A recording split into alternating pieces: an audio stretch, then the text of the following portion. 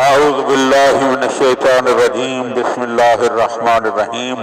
مولا کائنات حضرت امیر المومنین علی ابن ابی طالب علیہ السلام کے مجموعہ کلام نہج البلاغہ کے پہلے باب کا خطبہ نمبر 165۔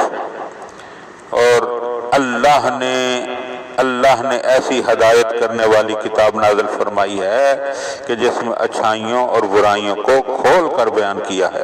تم بھلائی کا راستہ اختیار کرو تاکہ ہدایت پا سکو، اور برائی کی جانب سے رخ موڑ لو تاکہ سیدھی راہ پر چل سکو۔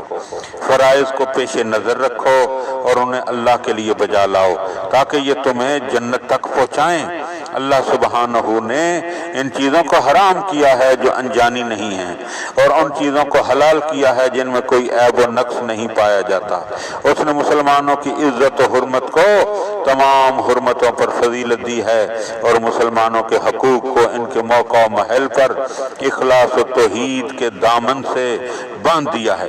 چنانچہ مسلمان وہی ہے جس کی زبان اور ہاتھ سے مسلمان بچے رہیں، مگر یہ کہ کسی حق کی بنا پر ان پر ہاتھ ڈالا جائے، اور ان کو ایذا پہنچانا جائز نہیں مگر جہاں واجب ہو جائے۔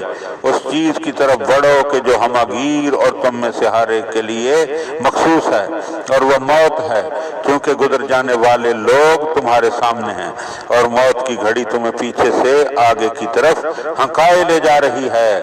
ہلکے پھلکے رہو تاکہ آگے بڑھ جانے والوں کو پا سکو۔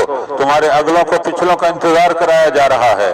اللہ سے، اس کے بندوں اور اس کے شہروں کے بارے میں ڈرتے رہو، اس لیے کہ تم سے ہر چیز کے متعلق سوال کیا جائے گا، یہاں تک کہ زمینوں اور چوپاؤں کے متعلق بھی اللہ کی اطاعت کرو، اسے سرتابی نہ کرو۔